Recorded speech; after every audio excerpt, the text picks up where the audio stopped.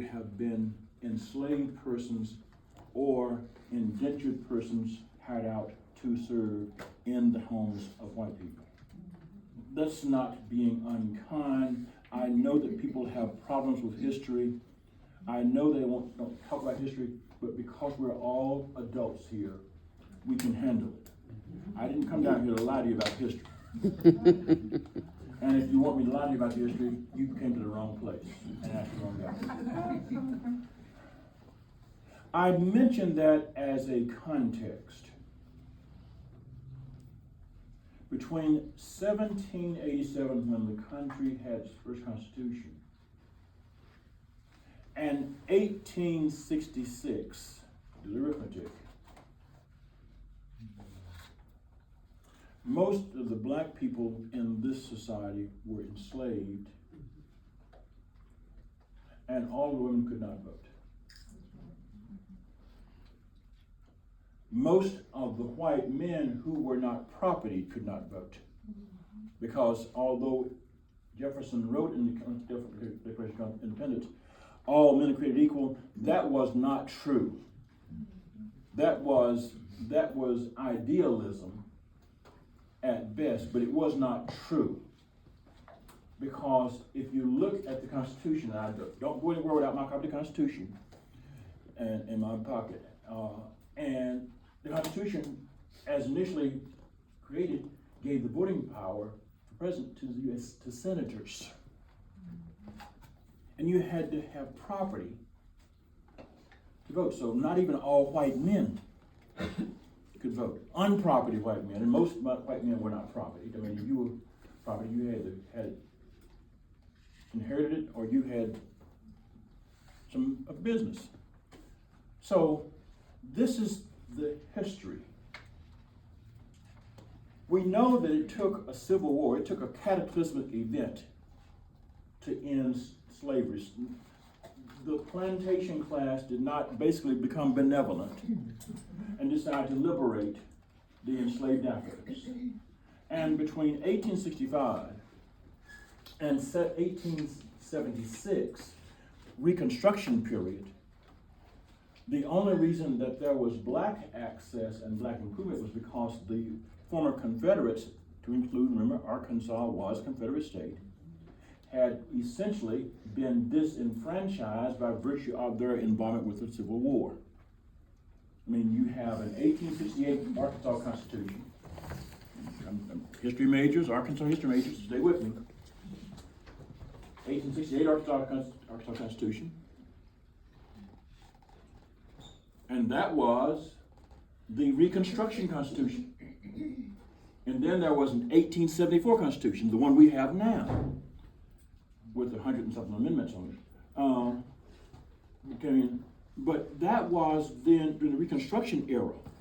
The reason I mentioned that is that was the era when you had blacks in the legislature, and you had women beginning to vote. Not vote. You had women beginning to exercise more activities. They weren't voting yet because of the 19th Amendment. You wouldn't vote in 1920. Okay? Now, is there anybody here born in 1920? No. Okay.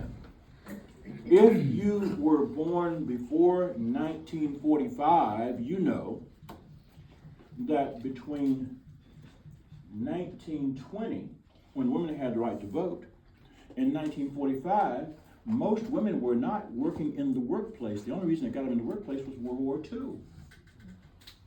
Hello? A cataclysmic event. The men were off in the war. They needed to have women. You remember? And so they had to have women to keep the doggone economy going, working. And that is how women got into the workplace. But even then, women were not paid fair wages. Now, I've been black too long to lie to y'all about this, all right? And it's important for us to remember this history, because the tendency for us to believe that things are terrible is not a bad thing if we realize that this ain't the first time. This is not the first time. This is not the first time things have been terrible. I am not a fan of this notion of American exceptionalism. American exceptionalism is a myth, all right? America has been as messed up as any other country in the world for the same kind of reasons as every other country in the world, except we somehow lie to ourselves better about it and believe the politicians who tell us we're better. I mean, go figure. Quickly moving forward. I got you to Reconstruction. Reconstruction only lasted from 1876 to 1896, 10 years. Plessy v. Ferguson, Secretary of Equal, was 1896. And recall what killed Reconstruction. The election of 1876 was so close, it was decided in the House of Representatives, and Rutherford B. Hayes made a deal with Southerners that he would, if they threw their votes to him in the House, he would, if he became president, move federal troops out of the South. Aha! You know what happened then? They removed federal troops out of the South. Up comes the KKK and the White Citizen Council, and guess what? The newly enfranchised black men who got the right to vote by the 15th Amendment, 1865, end of Civil War, 1866, 13th Amendment, ending slavery, 1868, 14th Amendment, equal protection, due process. February 1, 1870, 15th Amendment. All persons born in the United States are citizens, and there you have the right to vote. But that only for men. Only for men. So all women, and let's be clear, in every generation, women have outnumbered men. I'm not telling you anything you don't know. This is not a man bites dog declaration, okay? I'm trying to make it plain.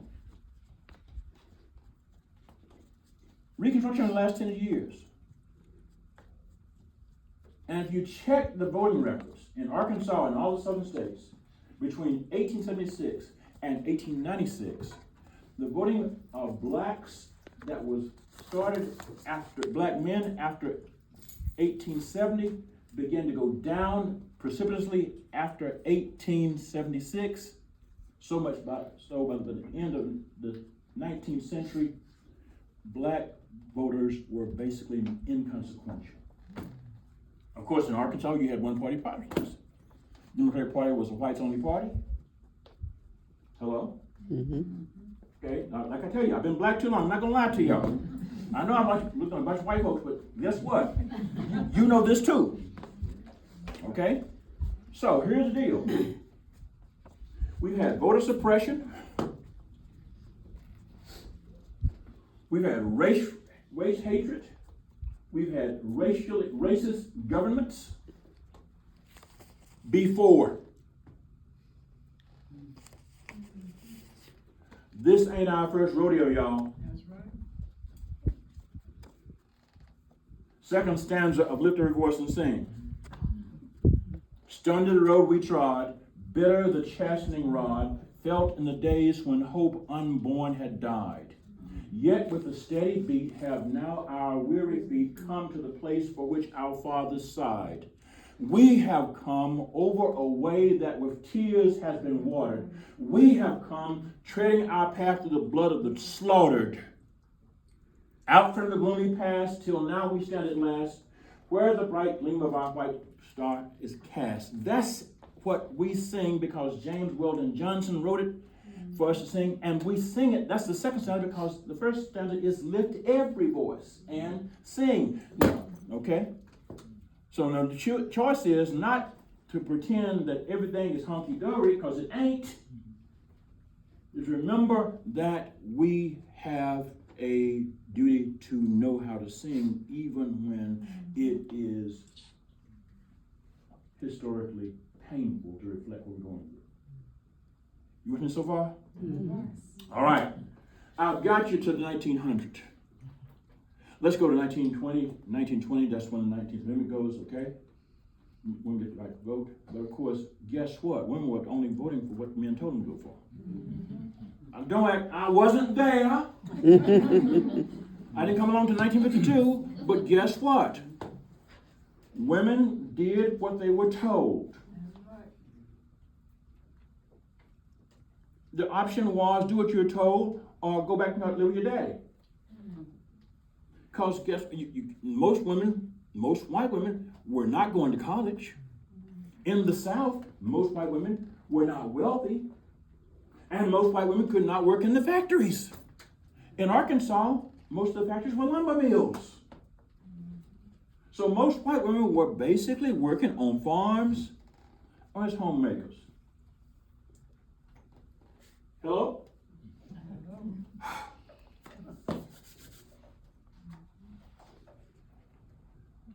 1920, women get the right to vote. They only get into the workforce in 1945 because of World War II. But then World War II, Franklin Delano Roosevelt, New Deal has kicked in because Roosevelt came into office in 1934, 35, and his New Deal kicked in, and he had to fight like hell. Hell is a good word. Baptists can say hell. You can say hell. I will say hell, okay? Among other things.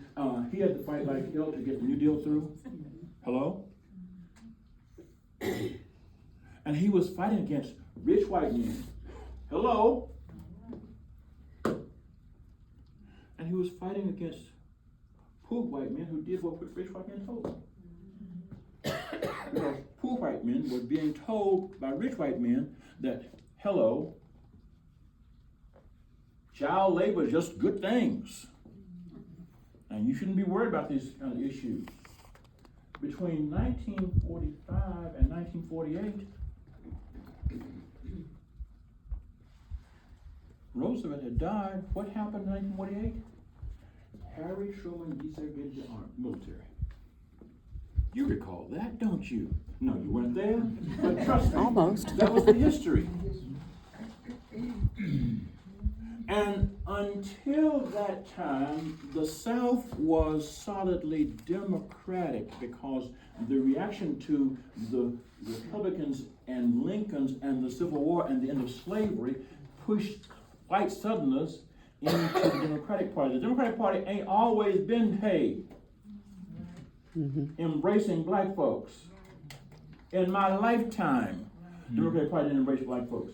It took a Republican to get white folks to let black folks feel like they could be in the Democratic Party. His name was Wendell Rockefeller. Hello? I remember that. I was there as a child. I remember my daddy had a Rockefeller bumper on his pickup truck. And I remember going to Winrock Farms and seeing those wonderful Santa Gertrude cattle. And Rockefeller was there. But it took a rich white man, the son of a billionaire from New York, who had been through World War II and had an appreciation for the struggles of poor people, to turn the Democratic Party into a party that was receptive to black people. Harry Truman desegregated the military in 1948. There was a presidential election in 1948. Harry Truman was contested. He was primaried by Strom Thurmond from South Carolina. The Dixiecrats. Hello, you recall it? Dixiecrats. Strom Thurmond. And guess what? Arkansas went with the Dixiecrats. Arkansas did not go with Harry Truman, who was from Missouri. By the way, also a Baptist. Now, let me just say point blank, Harry Truman has a mixed history. He desegregated the military and he segregated Palestine. May 15, 1948, Harry Truman recognized a new nation called Israel 11 minutes after they announced they were formed. I've been talking on 11 minutes. I'm not going to give you the history, but I will simply tell you that Harry Truman had 3 years to figure out what to do before he did that, and basically he had, in 1946, he had been given a document prepared by 12 scholars and lawyers called the Anglo-American Committee. Look it up on your Google. Who went and did a study of the treatment of Jewish displaced persons in Europe after World War II, and then went to Palestine to look at Palestine, because the question was, where are the displaced people who are in World War II, Jewish people, going to go because they don't feel like they can stay in Europe? Harry Truman had a decision to make. He could have decided to recognize Palestine. Thank you, that was the issue. Recognize Palestine, didn't do it. Brits had a mandate over Palestine, and they were tired of their mandate. The Jewish agency forces in Palestine were attacking the Brits. Palestinians were attacking the Brits because they all wanted the Brits gone. They sound like you don't want to be a colony, right? You recall that? Instead of Harry Truman recognizing that the people of Palestine, Jews and Arabs, had been coexisting in Palestine for centuries together. Read your history, folks. And despite what Mike Huckabee says, Palestine is a place. The Roman Empire was there. They called it Palestine. Palestina, okay? I know there's going to be an ambassador to Israel named Mike Huckabee. You know something about Mike Huckabee. And he says, there's this thing is Palestine. Guess what? Mike Huckabee is wrong as hell. I said it twice. Okay? I'll tell him that to his face. Mike and I know each other on first name basis. He knows. I will basically tell him, Mike, you're the dumbest white preacher I've ever known. I told him that at Boys State in '72. Oh. You were right. His baby girl ain't no better. No. But I digress. I mentioned that 1948 time because remember, this is relevant. You had the desegregation of the military and the Dixiecrat Party, and you had desegregation of Palestine. You had the segregation of Palestine by the same politician, Harry Truman.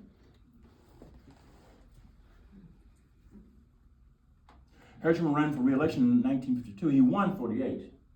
Didn't think he was going to win. Recall? Headlines, Dewey wins. They were wrong. He ran in 48, he won. He ran again in 52, he lost. Dwight Eisenhower.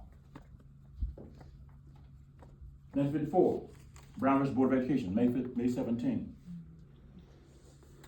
Dwight Eisenhower appointed Earl Warren to the U.S. Supreme Court, become Chief Justice. Dwight Eisenhower was the most surprised white man in the world when Earl Warren led the Supreme Court to decide Brown versus Board of Education. 9-0. 9-0.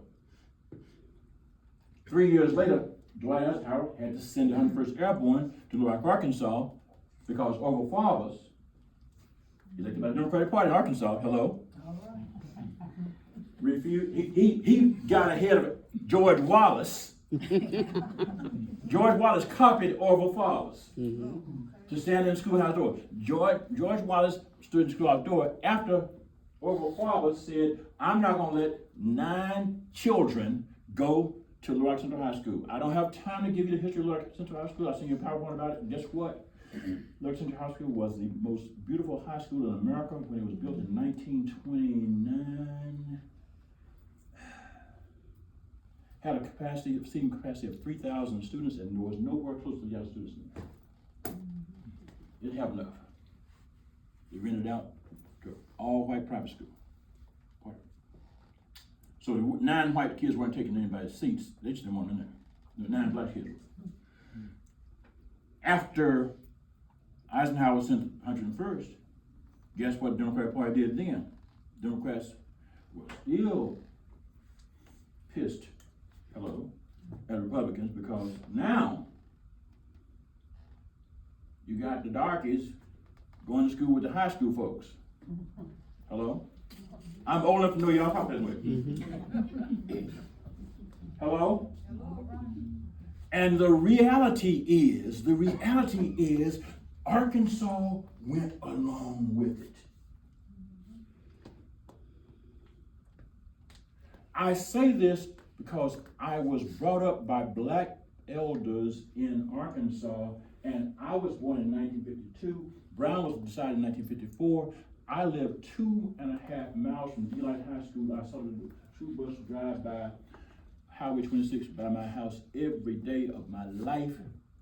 And until 1965, I never set foot on the campus of Delight High School. That's not because of an accident. That's because white folks in Pike County and white folks in Delight School District did not want to go to school with black folks. They don't think children go to school with black folks.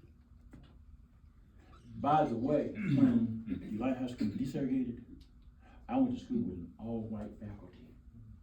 None of the black teachers were hired. The same thing happened with Peak. Now, okay, so, and I know this. I'm saying this because we have been this place. I want you to understand this. You need to tell your grandchildren this. This is the history Mike and Sarah Huckabee do not want children talking about in school. They don't want people teaching about it. This is why they don't want DEI. This is why the Sullivan bill is in place. They don't want to talk about this. This is why they don't want to talk about history.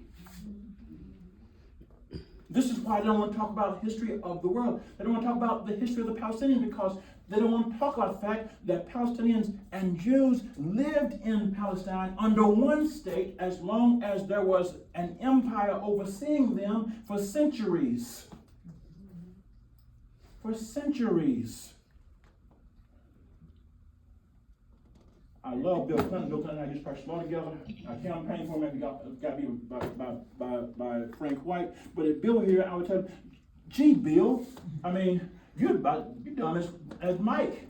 What's wrong with this thing called hope? I mean, you went to Oxford. You know history.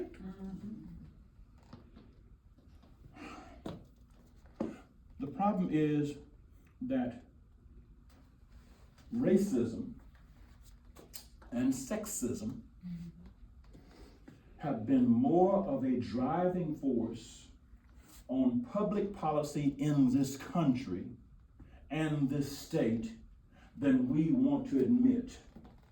And now, again, because it's not the first time, again, it is staring us in the face. It stared black people in the face every day we were alive. It stared women in the face every day we were alive, except that white women had the privilege of their whiteness, and they were protected by their white men. Now, I'm going to be real clear with y'all, because I'm about to write something, and it's going to come out in public, something that will tell you to your face. Take a breath. This is going to be strong, okay? The racism treated all black people as subhuman. That's right. True. 3/5. That's in the Constitution. Yeah. The sexism treated all women as subpar.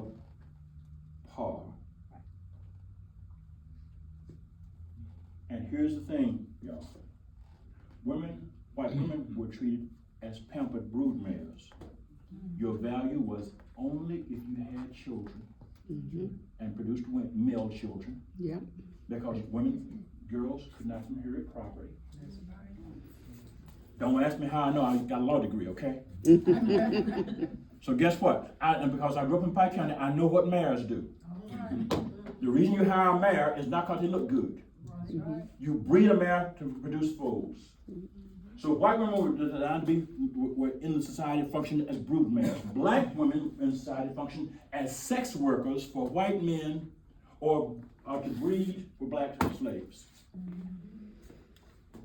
I told you it's rough, but again, I am too old to lie to you.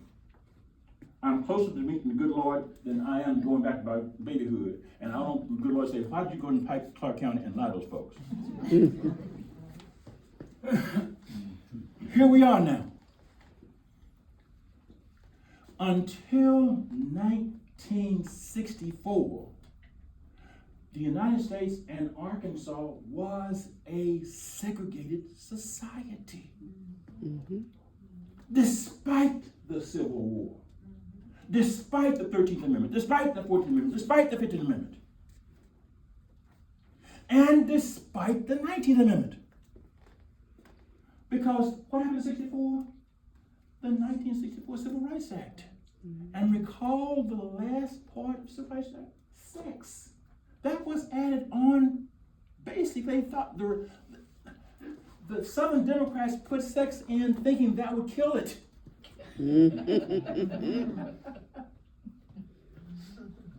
Strom Thurmond and that crowd put sex in the Civil Rights Act thinking that would kill it.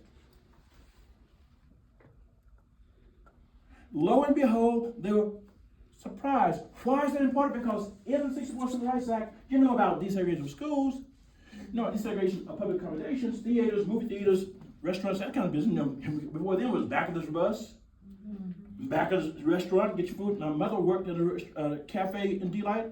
I had to go to the back store to get a hamburger from home. That's right. Walked in the front door one day and Mama got fired. Here we go. Accommodation, but also employment. And remember, sex is part of that. Because that's the first time that women got a chance to compete by law with men. Because part of 64, Title VII protects the right to equal employment, men based on sex and race. Oh, what in the world are white men gonna do? The black folks got equal rights to the white men, and the women got equal rights to the white men. Competition on the workforce. Hello? Now, what happens in the South is that in the South, as long as you could hold your whiteness over black folks and your maleness over women, you could look down on somebody. Lyndon Johnson's 64 Civil Rights Act changed that. Lyndon Johnson went to his grave saying when he signed the Civil Rights Act, he said, I just gave the Republicans of the South the next century. Next year, Voting Rights Act, 65 Voting Rights Act. Because recall, Martin Luther King Jr. his last thing he said was, I have a dream. I get so sick and tired of reading the I have a dream speech. The reason that they were marching in Washington because it's a march in Washington for jobs and justice. I forgot to mention 1955, August 1955, the murder of Emmett Till in Money, Mississippi. In 1965, Voting Rights Act. Birmingham was about voting rights. Selma was about voting rights. Montgomery was about voting rights. It was about voting rights. And when the Voting Rights Act went into effect, then black voting started going up. And all of a sudden, the Democratic Party had to compete with the Republican Party for black votes. Arkansas was behind when the Rockefeller came in, made sure he was going to embrace black voters. And guess what? Black folks who had civil rights, voting rights acts helped Mr. Rockefeller get to be governor and beat over fathers who had been undefeated for 10 terms. No, 5 terms, 2-year terms. Okay. I'm about to do quickly about done. Lots of questions. I'm telling you this because this is history you have lived through. It is not history you talk about. Now, if you don't talk about it to each other, you don't talk about it to your children. If you don't talk about your children, you don't talk about your grandchildren. If you don't talk about your children don't talk about your grandchildren. Guess what? If you don't talk about it and your grandchildren don't talk about it, and they come teach about it in school, and you know they're not reading it in the Arkansas Gazette. Okay. Guess what, folks? You think everything's okay until somebody named Donald Trump comes along. It wasn't okay at all. You were just in La La Land. Toto, you're not in Kansas anymore.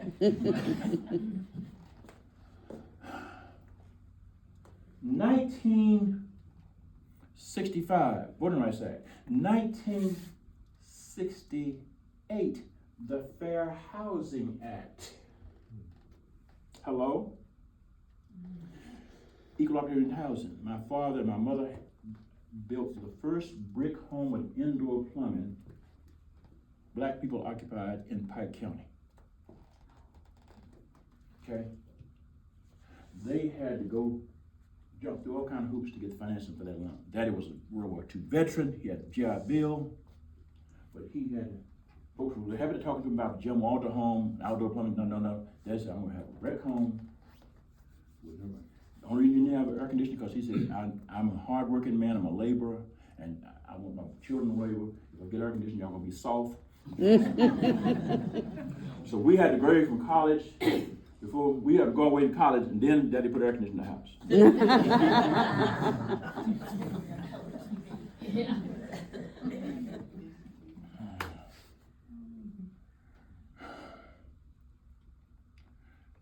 What happened in 68? 68, we had the Vietnam War going on, and we had Richard Nixon running for president because George Wallace had gotten shot. You understand that George Wallace was third party candidate, and George Wallace was picking up the Southern vote. This is before he got religion, y'all. He didn't get religion after he got shot. George Wallace, white folks were going and voting for George Wallace in the South. And after he got shot, Richard Nixon got that vote, the Southern Strategy. Read it. The Southern Strategy. Richard Nixon won the 68 election and 72 election. He beat Hubert Humphrey, who was for civil rights, for the New Deal, for labor rights, for equal employment for women. Hubert Humphrey, guys, women. Hubert Humphrey, okay? The guy from Minnesota, the happy warrior, Hubert H. Humphrey. But because he was tied to Lyndon Johnson and the Vietnam War, the young anti-war movement didn't like him. And because he was tied to civil rights, the white folks, especially in the South, didn't like him. You can't lose white folks in the South and young folks and win a national election. Did I tell you something? You can't lose young folks and white folks in the South and win a national election. That's 1968, 1972. Who runs? Fritz Mondale. You recall? Walter Mondale. Nice guy. Except his wife had a mental he had a mental issue, and it came public. She was not demented or anything, but just the idea of mental illness was the untouchable, and Walter Mondale Fritz expressed compassion and shed a tear, and all of a sudden he's too weak. Okay? So he loses in 72. Nixon gets elected a second time. Tricky Dick, he gets elected twice.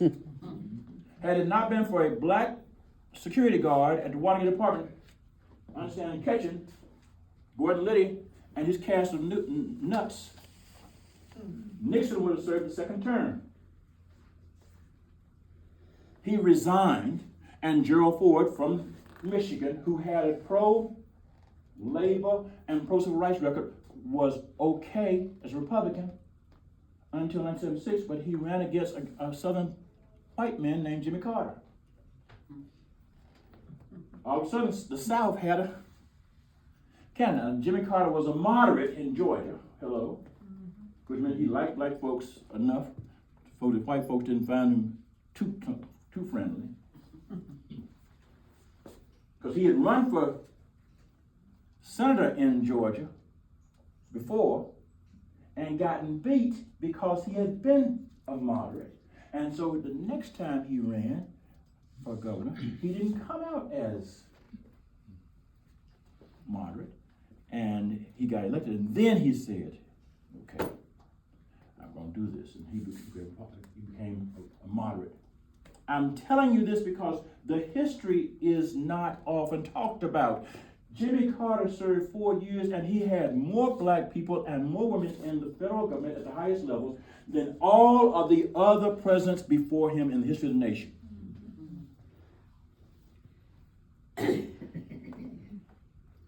Had it not been for the inflation problems and the problem in Iran, Jimmy Carter could have run a second time and won. But inflation, gas prices, and Iran, the Shah of Iran, by the way, the United States had been doing business with Iran under the previous Shah's business for years. The CIA bankrolled him. The State Department. When I was in law school, there was a law professor who invited a speaker who said, listen, if you want to work in Iran, we can give you a job making $40,000 a year. That's in 1976, y'all. Mm. Okay.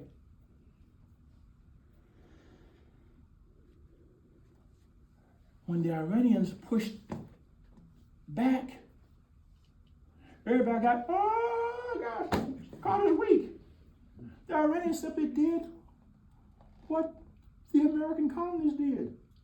They said, we don't want to be a colony of the United States. We don't want our ruler to basically be a figurehead, a puppet. And the Shah was a puppet. He came here and died here because that's where he left when he was overthrown. And he didn't go to Iraq in the U.S. The history.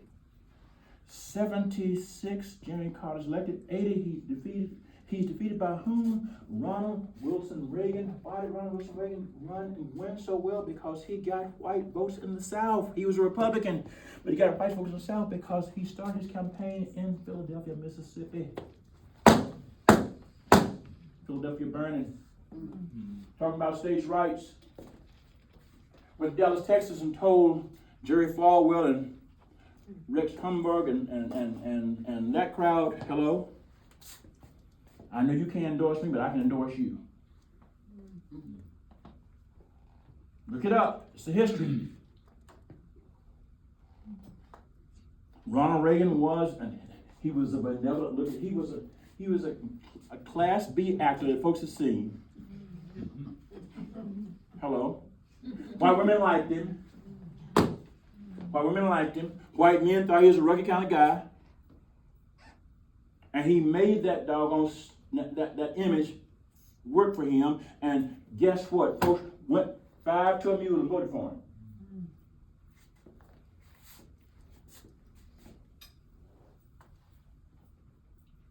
His wife held seances in the White House. She did.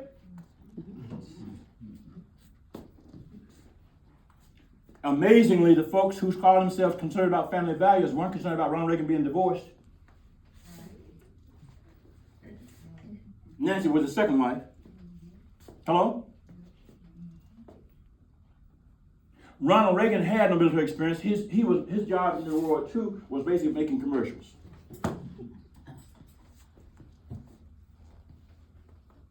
And people who worked for a living voted for a guy who was a Hollywood actor who had no affinity with them at all, but because he was white and male, and he believed in states' rights. Translation, I'm going to keep these black folks in their place. You got a nice looking wife. White folks voted for him. In Arkansas, the same year you turned out Bill Clinton. Bill Clinton lost for re-election as governor in 1980, and Ronald Reagan won as president in 1980. Check me out. That's the history. I'm about done. Ronald Reagan served 2 terms, even though he ran a counterfeit war movement from the bottom of the White House. Even though there was a federal law against trafficking arms to the Contras, he had Ali North running the arms deal to the Contras, And the money for the arms deal was paid for by doing business with cocaine dealers who sold the cocaine on the streets of the United States. Hello? There was no cocaine problem in the United States cities before Ronald Reagan's presidency. Guess what? And all of a sudden we come up, just say no under Nancy.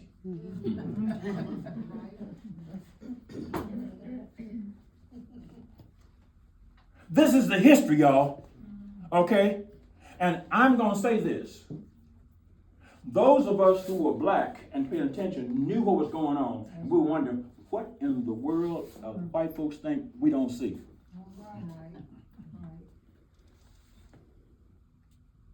Don't piss on me and tell me this rain. Okay? These are the folks who said, hey, we really love y'all. And go and vote for Ronald Reagan.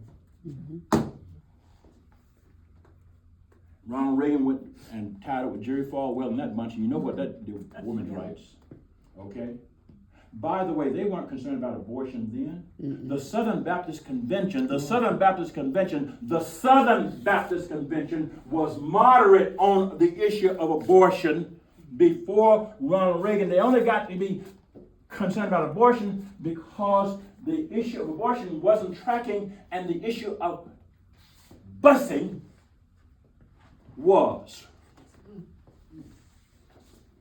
And Ronald Reagan said he's going to stop busing. And white folks said, oh yeah, we got that. Now I got news for you. I grew up in Pike County. There was no black high school in Pike County. So guess what? I had to go to Clark County to go to high school. How you get to high school in Clark County unless you get a bus? It was okay to bus black folks out of the counties. If you were in Murfreesboro County seat, you had to go to Howard County Training School. My mother had to leave and go to the Nevada County School at Ralston to go to high school. All of a sudden, white folks were sure about busing. After desegregation. Because I've read the cases, I know what the history of it is. Y'all got mad at John Walker because John Walker telling the truth. The truth of the matter was, y'all were fine with busing as long as y'all went up riding the bus.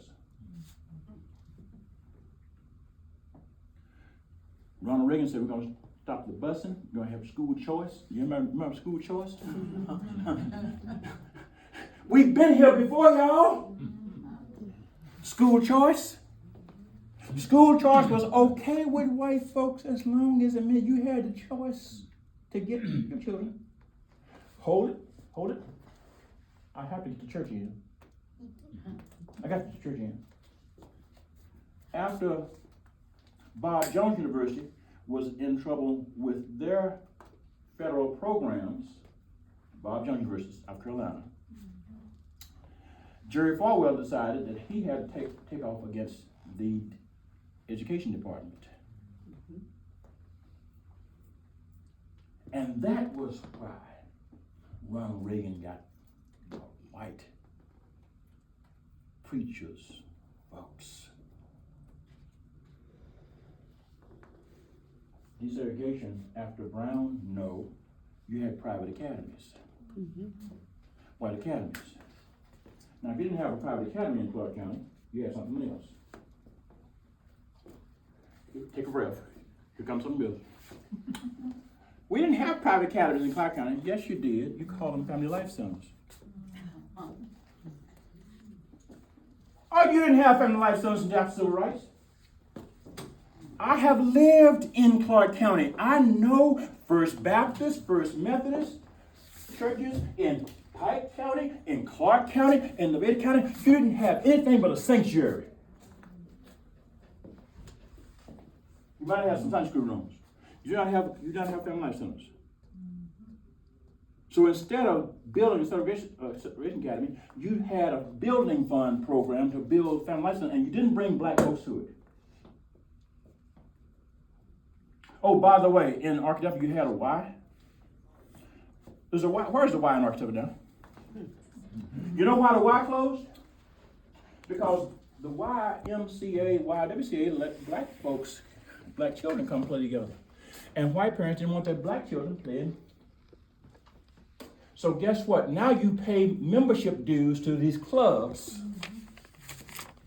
Do the same thing the YMCA and the YWCA did at fraction of the cost.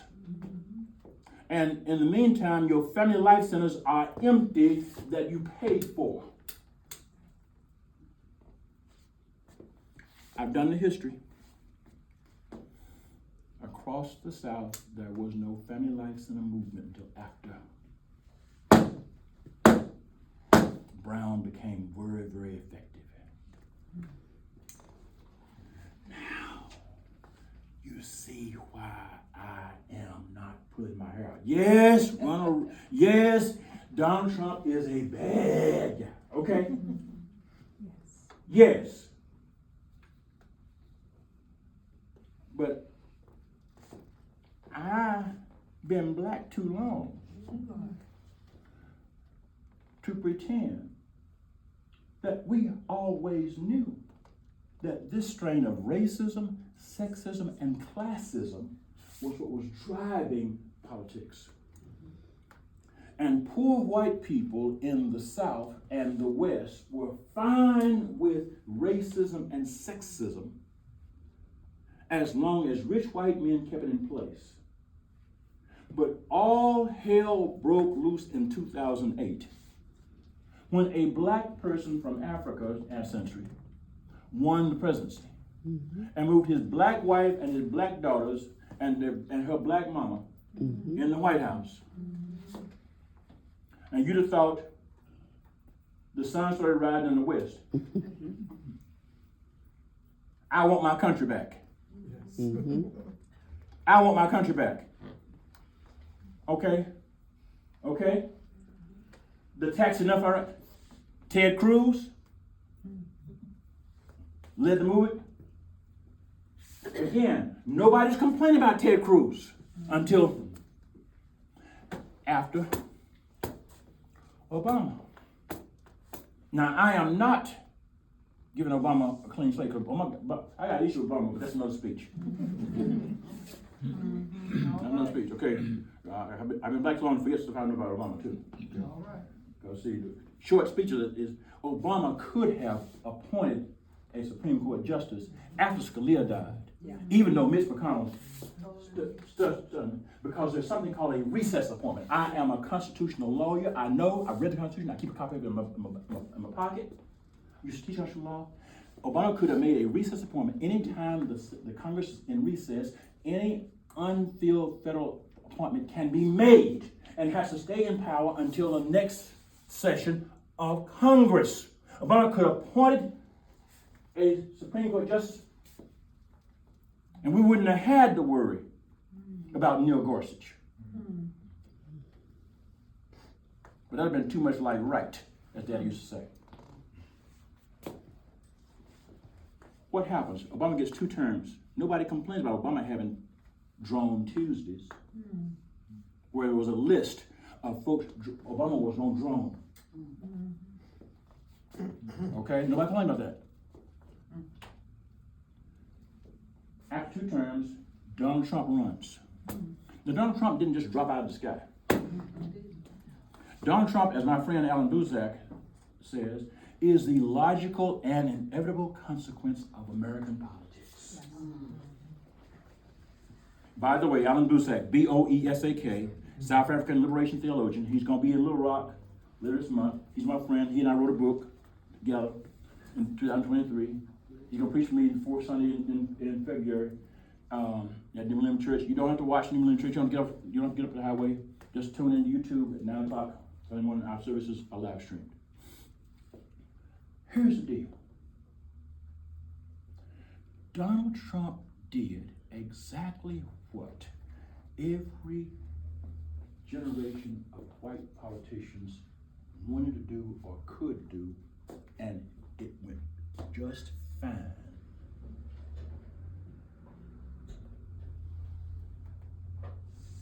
It was white women that elected Donald Trump because they wouldn't vote for Hillary Clinton.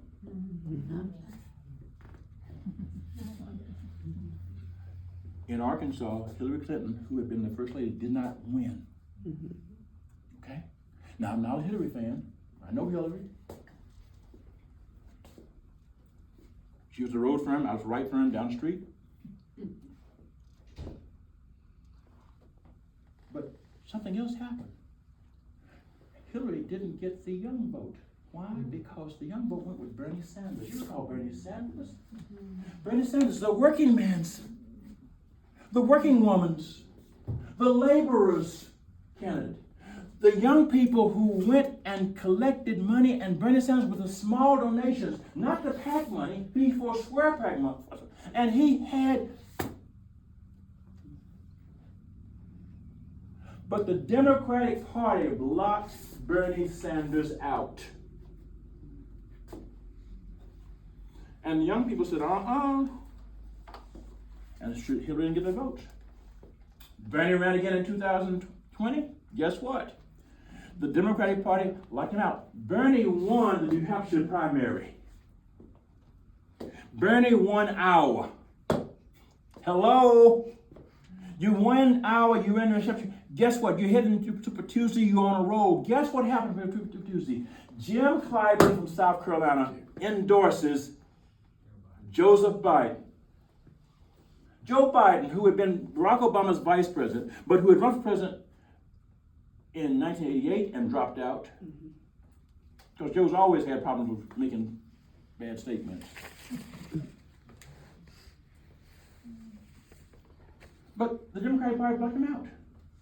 And young people saw it again, and young people were again aggravated. Your children's children saw it, who are still progressive. Blake, am I telling the truth? Okay? Here's what's going on, y'all. You can't win, white folks, if you piss off your children, you piss off black women, and you piss off educated black men. You can't win. You can win if you tell working people, listen, if we stand with our young people, if we stand with our black and brown sisters and brothers, if we stand with working people, and if we stand with and for the politics that embrace our humanity as women, we win because we outnumber. And we vote. Women vote. And you no longer vote the way men tell you to vote. Well, that's not true. That's not true. Stop, Wendell. Stop. Some women who are in the Southern Baptist Convention vote the way their preachers tell them to vote. My pastor told me. Now, if your pastor told you to shoot your husband in the head, you wouldn't do it. But if your pastor tells you you're going to go to hell if you don't vote for Donald Trump, you're going to vote for Donald Trump and think you're going to meet the Lord. Mm-hmm. Hello? This is why we're where we are. The good news. What humans mess up, humans can remedy if humans learn from our errors. The problem is, if you repeat your errors, that is not education. And if you forget that simple incremental improvement is not the same thing as progress, that is not progress. If you have a 40 average in a class and you go to a 45 average in that class, you have made an advance in your grade, but you are still at flunking F. There is no F plus there. Okay, you don't get grades for F. Hello? And so you can't give yourself a prize because you got 5 more percentage points, but you're still below what you always knew was flunking. Set some metrics that are based on what it takes to win. You cannot win without black votes. And newsflash, black women are going to get tired of going to the polls and carrying these things and realizing that white women won't vote for things that liberate them all. You already see some working class black men, working class Latino men going after the wealth. It's a lie. However, white men have been doing it all the time. Okay? So you have to learn we have to learn how to talk about this intelligently to all of our voting constituencies. This is what politics is. You cannot win an election, Kamala Harris, if you don't let people who are concerned about Palestinian genocide have at least 5 minutes of it. Right. Excuse me. That's what you call an unforced error. Give the Palestinian American delegates to the convention in Chicago, which borders on Wisconsin, which borders on Michigan, which borders on Pennsylvania, where you have large Palestinian populations, give them 5 minutes. Because I have news for you. I have Palestinian allies in those states who said, she will not get our votes. We know Donald Trump is bad. We're not going to reward her. While our kinfolks are dying, our kinfolks' babies are starving on live stream. November the 8th, 2023, I was one of 1,000 black preachers who signed a full-page ad in the New York Times calling on the Biden administration to have a ceasefire.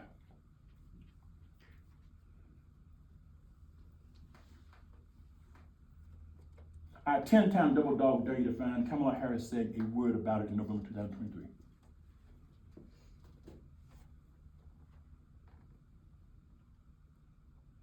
And so you have young black folks who were concerned about Palestinians because guess what? When Michael Brown got killed in Ferguson, Missouri in 2012, and the stuff came down and the people were shooting tear gas, guess what? It was text messages and tweets from Palestinian children to young people on the streets in Ferguson, Missouri saying, this is how you deal with tear gas. Don't put water on it because it'll make it worse. Get milk. It wasn't white preachers. It wasn't black people. It was Palestinian folks because they've been dealing with tear gas and the Israeli Defense Forces for generations. And so the relationship between the Palestinian community and these young black activists is strong. No longer are the young black folks listening to the black preachers.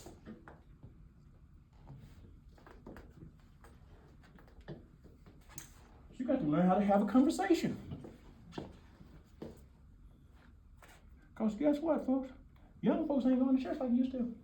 That's right. They have told you, no, I'm not going to go to your church because you don't let my gay friends or my Muslim friends feel like they're human. So guess what? I will bury you out of your church. But I won't get married in your church. I get a wedding chapel. And don't ask me to make a contribution to the children. No, I'm not going to buy a pew, a window. I will sit politely in the funeral and roll your cold self out and bury you at the place. But no, I am not coming there and raising my children. Because you're not going to do to my children what was done to me. That's not just in white churches. That's in black churches too. We have to have these conversations so that gay people and trans people and bisexual people and Muslims and Palestinians and people who are atheists and agnostics, people who are anti-war can feel like and they are in the right side of the party with working folks and veterans and unhoused people and people with life conditions we used to call disabilities. Does this make sense? That's my speech, y'all. That's my speech. This is why I wanted to come and talk to you. Judy, this is what I want to say, because see, you have to know, if you understand how you got in the ditch, you can think about how you get out of it. But you cannot get out of the ditch by spinning your wheels in the same rut. You can float a doggone thing all you want to until you run out of gas. And all you're going to do is dig yourself deeper in the ditch. Don't ask me how I know. I used to ride a tractor at the house. I got a tractor in the field, got stuck after the second time. Mama said, the next time you get the tractor stuck, you can get a B. Cause I knew what happens, you know, you don't get one B, you get two. I learned, don't get stuck. If you do get stuck, don't spin your wheel. Questions, and I'll leave.